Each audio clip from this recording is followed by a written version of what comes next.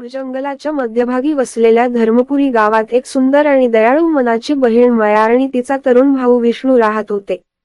त्यांचे बंध अतूट होते आणि त्यांचे एकमेकांवरील प्रेम गावभर प्रसिद्ध होते.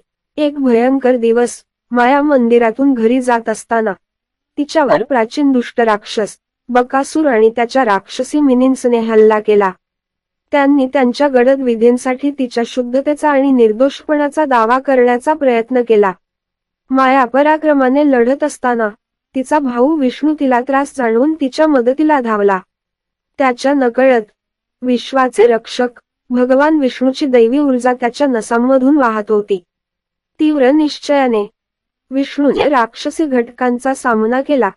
त्याचे डोळे दिव्य तीव्रतेने चमकत होते. बकासुराने उपहास केला, पण विष्णूच्या पहिल्या ठोसेने त्याला जंगलाच्या पलीकडे उड्डाण केले.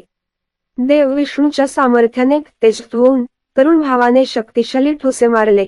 प्रत्येक दैवी तत्वाने उत्प्रोत होता. राक्षसांचा त्याच्या हल्ल्यात चुरा झाला.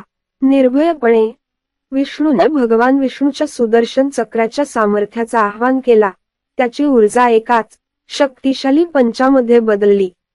दैवी ऊर्जेच्या स्फोटाने बकासुराचा नाश केला आणि जगातून प्राचीन वाईट गोष्टींचा नाश केला. जंगल हादरले आणि वाईटावर चांगल्याच्या विजयाने आकाश गुंजले. माया तिच्या बंदिवानांपासून मुक्त झाली. तिच्या भावाला मिठी मारली. तिच्या चेहऱ्यावरून आनंदाश्रू वाहत होते. दैवी शक्तीने नम्र झालेल्या विष्णूने आपल्या बहिणीचे आणि निष्पापांचे रक्षण करण्याचे वचन दिले.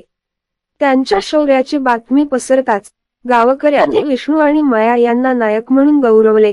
त्यांचे बंधन आणि भक्ती पुढील पिढ्यांना प्रेरणा देणारी होती. भगवान विष्णूची दैवी ऊर्जा विष्णूला मार्गदर्शन करत राहिली.